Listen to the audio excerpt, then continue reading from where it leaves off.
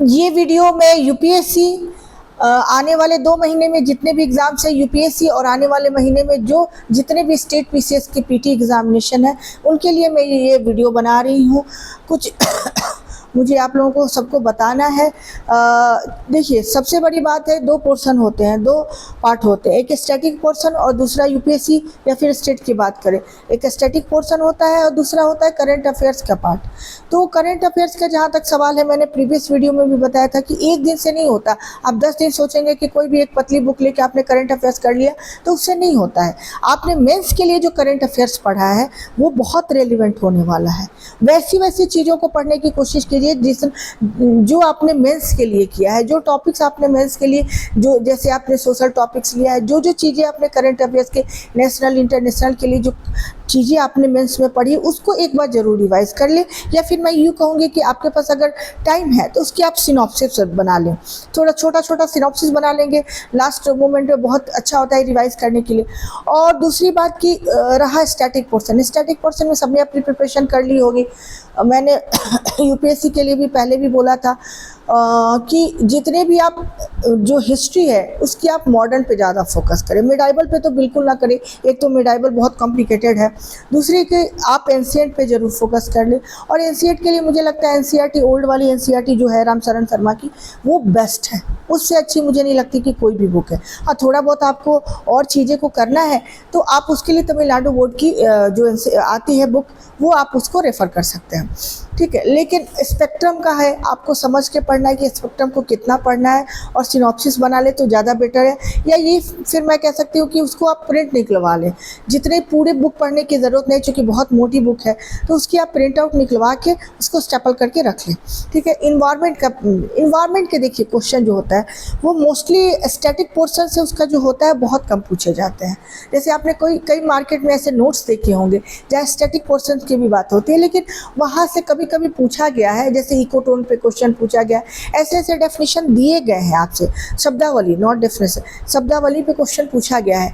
लेकिन ज़्यादातर क्वेश्चन वैसे अब आ नहीं रहे। अब क्वेश्चन जो पूछे जाते हैं बहुत टिपिकल टाइप के नहीं होते हैं, बहुत ये कह सकते हैं थोड़ी सी एडवांस लेवल के होते हैं। अगर कोई आपको प्रजाति मिलती है कहीं, मान लीजिए नीलगिरी माउंटेन के या फिर वेस्टर्न घाट में कुछ मिलता है, उसके बारे में भी स्टेटमेंट दिया जाता है। अभी आपको टर्टल के बारे में पढ़ा जाएगा, क्योंकि बहुत सारी चीज़ें उनके बारे में हो रही हैं, उड़ीसा में हो रही हैं, ठीक है, उसके बारे में पूछा जा सकता है। आपके गैलापागोस जो आइलैंड है उसके बारे में भी क्वेश्चन प्रीवियसली पूछा जा चुका है और वहाँ से भी क्वेश्चन बनते हैं। सबसे ज़्यादा वर्ल्ड में वहीं पर टर्टल्स पाए जाते हैं, ठीक है। और उड़ीसा में भी पाया जाता है, गहिरमाथा जो है तट है वहाँ पाया जाता है। तो आपको कन्वेंशनल जो कहते हैं स्टैटिक पोर्शन से अलग हट के आपको एक सोच बनानी पड़ेगी। जिन्होंने हिंदू को पढ़ा है उसका साइंस टेक, उनके लिए तो अच्छा है, ठीक है। अदरवाइज आपको हिंदू की भी मिल जाती है सिनॉप्सिस, आपको कहीं ना कहीं आपको मार्केट में मिल जाएगा, ऑनलाइन आपको अवेलेबल है सारी चीज़ें, तो वहाँ से आप ले लेंगे। कोई अच्छी साइट हो, देखिए मैंने जो गूगल पे जितनी चीज़ें ऑनलाइन देखी हैं, कहीं भी आपको कंप्लीट पैकेज नहीं मिल सकता है। आप अगर सोचेंगे कि एक को फॉलो करके कर सकते हैं तो थोड़ा मुश्किल है, समझिए, ठीक है। तो उसके लिए आपको क्या करना है कि जो बेस्ट मटेरियल जहाँ से दिखता है, कम मटेरियल रखें रिसोर्सेज, और वहाँ से आप उनको ले और उसका सिनॉप्सिस बना जाए। पीटी के लिए सबसे अच्छी चीज़ है तुरंत मेन उसके पॉइंट्स, एक अगर पॉइंट है उसके, एक कोई टॉपिक है उसके 5-10 पॉइंट्स बना जाए, ताकि आपको उस समय एलिमिनेट करने में, निगेटिव मार्किंग के चुकी है यूपीएससी में, एलिमिनेट करने में आपको समय नहीं लगेगा। तीसरी सबसे इम्पॉर्टेंट चीज़ जो है कि जितनी मैंने प्रीवियस वीडियो में भी कहा है, आपका 28 क्वेश्चन केवल ज्योग्राफी और मैपिंग से पूछा गया है। आप ये कह सकते हैं, मान लीजिए 30 भी हो सकता है, 32 भी हो सकता है, और आपको कितने क्वेश्चन 47 पे आपको रिजल्ट है आउट ऑफ 100 क्वेश्चन। तो कहने का मतलब कि हाफ कह सकते हैं, हर बार जरूरी भी नहीं हो सकता है, कम भी हो जाए, 25 पे भी आ जाए, लेकिन ये तो कह सकते हैं कि 1/3 जो है आपका वो कवर करता है कितना, इन्वायरमेंट साइंस, मैपिंग और ज्योग्राफी, इन्वायरमेंट साइंस को लेके, ठीक है। तो सबसे पहले इसको तो बहुत स्ट्रांग करने की ज़रूरत है। इस बार इंटरनेशनल अफेयर से क्वेश्चन आपके जम के पूछे जाने वाले हैं, चाहे वो नेटो से, हालांकि नेटो से प्रीवियस लास्ट ईयर क्वेश्चन पूछा गया था कि कौन से देश हैं कौन से नहीं देश हैं। आपको 32 देशों के नाम जानना है। इंटरनेशनल जितने ऑर्गेनाइजेशंस हैं उनका आपको पता होना चाहिए, स्पेशली वो पता होना चाहिए, मान लीजिए एससीओ की बात कर रहे हैं तो ये पता होना चाहिए कि एससीओ में कौन से देश कब जुड़े, सबसे ज़्यादा ज़रूरी है। उनके समिट्स भी पूछे जाते हैं, लेकिन ये ज़रूर पूछा जाता है, जैसे अब ब्रिक्स को ले लें, ब्रिक्स में अभी कौन कौन से देश अभी फ़िलहाल शामिल हुए हैं, वो भी आपको जानना ज़रूरी है, ठीक है। सार्क से भी क्वेश्चन पूछा जा सकता है। नेटो बहुत इंपॉर्टेंट है, यूरोपियन यूनियन बहुत इंपॉर्टेंट है, ठीक है। मर्कोस जो है, मर्कोसूर नॉट मर्कोस, मर्कोसूर जो है वो बहुत इंपॉर्टेंट है। साउथ अमेरिका से रिलेटेड जितने भी ऑर्गेनाइजेशंस हैं बहुत ज़्यादा ज़रूरी है, ठीक है। गल्फ ऑर्गेनाइजेशन जो है, कॉपरेशन और कोऑपरेटिव ऑर्गेनाइजेशन बहुत ज़्यादा ज़रूरी है। 6 देश उसमें हैं, कौन कौन से हैं कौन नहीं है, ठीक है। हालांकि ईरान को उसमें नहीं लेते, लेकिन ईरान वैसे गल्फ से जुड़ा हुआ है, सबसे बड़ा उसकी शेयरिंग ही है अगर बाउंड्री की देखिए गल्फ में। तो ये चीज़ें आपको जानना है। जितने ऑर्गेनाइजेशन वर्ल्ड वाइड है सबको आप देख लेंगे, ठीक है, सबसे पहले बात। उसके बाद आप ये भी ज़रूर देखने की कोशिश करेंगे कि कुछ जैसे वॉर कब शुरू हुआ, ये तो क्वेश्चन यूपीएससी कम से कम नहीं पूछता कि कितना कौन कौन सा आपको डिफेंस में टेक्नोलॉजी यूज़ की जा रही है क्या। हाँ, लेकिन एक चीज़ बहुत इंपॉर्टेंट, जैसे जनरली आपने देखा होगा कि जब भी यूपीएससी स्पेशली क्वेश्चन पूछते हैं तो आपको स्पेस साइंस का क्वेश्चन रहता है, हमेशा रहता है, कुछ ना कुछ क्वेश्चन, वो अभी भी रहने वाला है, ठीक है। लेकिन उससे भी ज़्यादा ज़रूरी है कि इस बार डिफेंस से क्वेश्चन पूछे जाएंगे। आपको इंडियन डिफेंस सिस्टम से है या फिर जैसे normal world wide defence system से है, वो F-35 क्या है, बैलिस्टिक मिसाइल क्या है, क्रूज मिसाइल में बैलिस्टिक मिसाइल में अंतर क्या है, सुपरसोनिक मिसाइल क्या होता है, सब सोनिक की जितनी चीज़ें हैं, आपको रडार का क्या काम है, स्टिल टेक्नोलॉजी कैसे हो, डिफेंस से आपको क्वेश्चन 2 से 3 या 4 इस बार पूछे जाएंगे। इसके लिए आप मेंटली प्रिपेयर रहें, ठीक है। और उसके बाद जो चीज़ें बताइए करंट अफेयर्स में, आप इंटरनेशनल चीज़ें बहुत ज़्यादा पढ़ के, नेशनल का बहुत ज़्यादा इस बार स्कोप नहीं लग रहा है। नेशनल देखिए 2 जगह से नेशनल पूछे जाते हैं, या फिर कोई हेरिटेज साइट को यूनेस्को के साइट पे लाया गया है वो अगर पूछा जाता है वो देख लेंगे। कौन कौन से स्पेशल रेसेज है, जैसे प्रजातियाँ, या फिर आपको एनिमल्स के प्रजाति हो गए या प्लांट किंगडम से हो गए, ये अगर खोजे गए हैं तो इनसे अवेयर, चूँकि यूपीएससी बहुत अवेयर होते हैं, ऐसे ऐसे चीज़ों पर आपकी अवेयरनेस वो जानना चाहते हैं कि आप अपने चीज़ों के इन्वायरमेंट के प्रति, इकोसिस्टम के प्रति कितने अवेयर हैं, क्या आपको पता है कि नहीं है। गाडगिल फार्मूला से क्वेश्चन पूछा जाएगा, जो वेस्टर्न घाट के लिए कमेटी बनी थी उससे क्वेश्चन पूछा जाएगा। नेशनल फार्मर कमीशन से भी आपसे क्वेश्चन पूछा जा सकता है, फार्मर्स के क्या है, सब्सिडी क्या है, आपको जितनी चीज़ें, क्योंकि प्रोटेस्ट हाल के दिनों में बहुत प्रोटेस्ट हुए हैं तो उनसे आपके लिए क्वेश्चन बनता है, तो वहाँ आप देख लेंगे। कस्तूरी रंगन रिपोर्ट क्या है, ठीक है, स्वामीनाथन रिपोर्ट क्या है, ये सारी चीज़ें आप बिल्कुल तैयार रखेंगे। जितने भी टॉप फ्लैगशिप प्रोग्राम्स है, एटलीस्ट ये मान के चल सकते हैं कि 20 आपको फ्लैगशिप या इम्पोर्टेंट जो यूनियन प्रोग्राम्स हैं, स्कीम्स हैं, उनको आप देख लेंगे, ठीक है। क्लीन गंगा का जो प्लान, एक्शन प्लान है वो क्या है, वो सारी चीज़ें आपको देखनी है। और दूसरी चीज़ है इकोनॉमिक सर्वे को देख लेंगे, और बजट से ज़्यादा इम्पोर्टेंट इकोनॉमिक सर्वे है, क्योंकि देखिए बजट में चीज़ें एलोकेशन के लिए की जाती है कि इतना इसमें एलोकेट करना है, ये है, ये फ्यूचर की चीज़ें हैं। लेकिन जो आपके पास ग्राउंड रिपोर्ट आती है, जो रियल रिपोर्ट आती है, वो आपको इकोनॉमिक सर्वे के ज़रिए मिलता है। और इकोनॉमिक सर्वे अगर आपने सही में पढ़ लिया, ठीक से 4-5 चैप्टर से इम्पॉर्टेंट है, मैं उन्हें सबको कराऊंगी, वो अगर आपने कर लिया तो यकीन मानिए आपके जो इकोनॉमी का सेक्शन है, जहाँ से इस बार लास्ट ईयर 18 क्वेश्चन पूछे गए थे, बहुत ज़्यादा था, और वो भी बहुत इजी क्वेश्चन नहीं था, यूपीएससी का वैसे ही इजी नहीं होता। तो अगर आपने इकोनॉमिक सर्वे किया तो देखिए 2 चीज़ें होती हैं। ये वीडियो हो सकता है थोड़ा लंबा हो, लेकिन बहुत इंपॉर्टेंट है। एक चीज़ होता है कि एग्जैक्ट आपको आंसर पता है, जो यूपीएससी के केसेस में बहुत कम होता है, बहुत कम। आपको जितना आपका दायरा है, जो पढ़ा है आपने, जितने में आप कॉन्फिडेंट है, उसमें मान के चलिए आपको 60% ही वहाँ आपने देखा और आंसर लगाया। बहुत कॉन्फिडेंट जिन आप क्वेश्चन पे हैं, मैं उनकी बात कर रही हूँ, जिसमें नहीं है वो छोड़ दीजिए। तो आपने 60% को तो बहुत कॉन्फिडेंटली लगा दिया कि हाँ इसका आंसर ये हो गया। उसके बाद 40% में आप में डायलेमा ज़रूर बना रहता है, क्योंकि जो ऑप्शन दिए जा रहे हैं, पहले तो ऐसा था कि ये सही है, बी सही है, बी ये, ऐसा तो है नहीं, 1 2 3 ऑप्शन है, 2 3। तो आपको अपने आंसर के पास ये ज़रूर रखना है कि आपको पता होना चाहिए कि उसका कॉन्सेप्ट या फैक्ट क्या है, पहली बात। दूसरी बात, तो सबसे ज़्यादा आपके लिए ज़रूरी है इकोनॉमी जैसे चीज़ों के लिए कि आप ये उम्मीद मत कीजिएगा कि आपको एग्जैक्ट आंसर आएगा, ऑप्शन उसके जो ऑप्शंस है, मतलब आंसर के तक आप पास पहुंच सकते हैं, ये उम्मीद करके जाना बेवकूफ़ी है।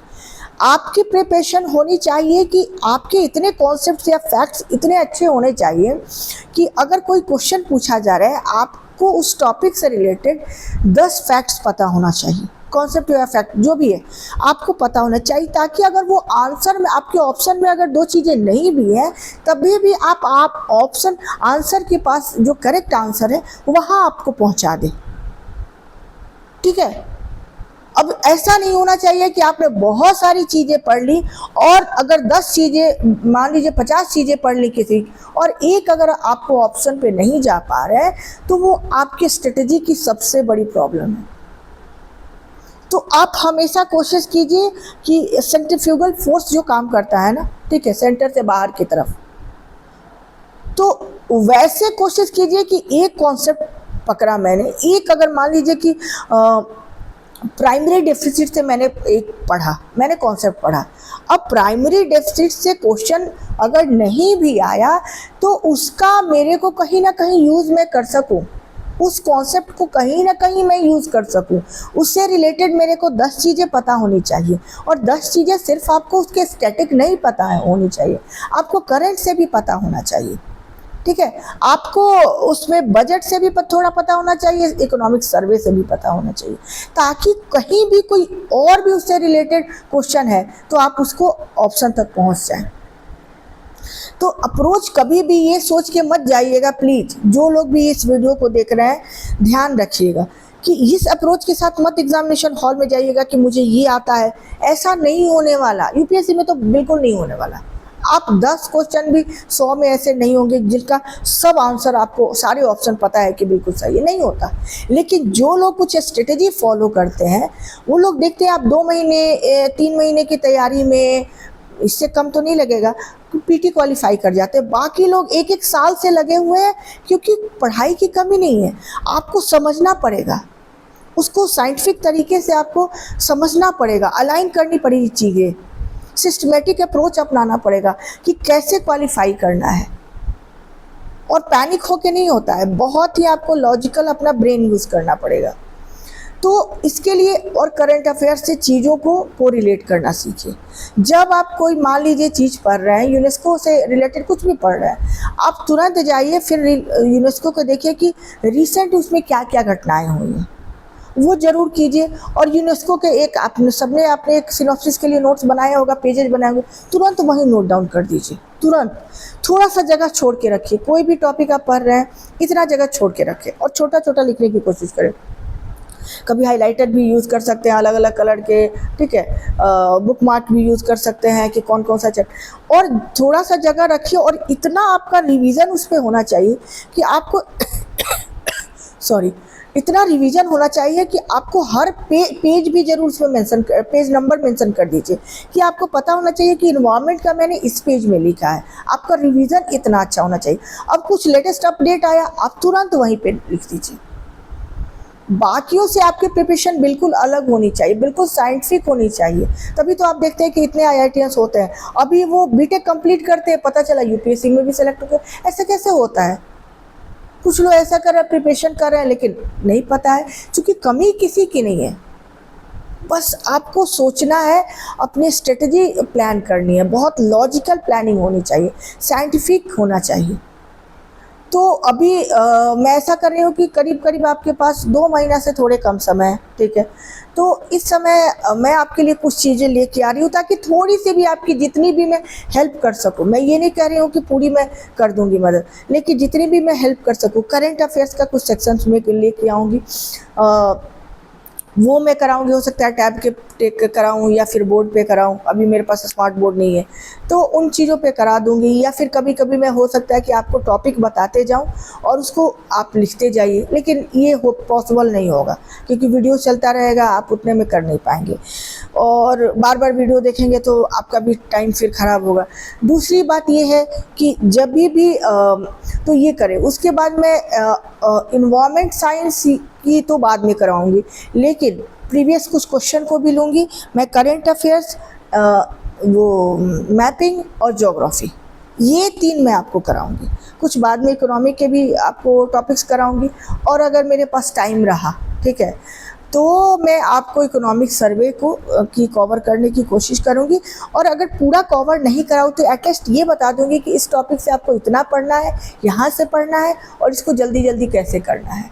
और प्लीज़ मेरी आपसे सबसे एक हम्बल रिक्वेस्ट है कि जितने लोग तो बहुत देखते हैं, लेकिन मेरे चैनल को आप प्लीज़ सपोर्ट कीजिए, लाइक कीजिए, सब्सक्राइब कीजिए, और कमेंट करना ना भूलो। जितने कमेंट करेंगे मुझे भी लगेगा कि आपकी समस्याएं क्या हैं। और सबसे बड़ी बात, एक ही ब्रह्मास्त्र है आपके पीटी एग्ज़ामिनेशन का।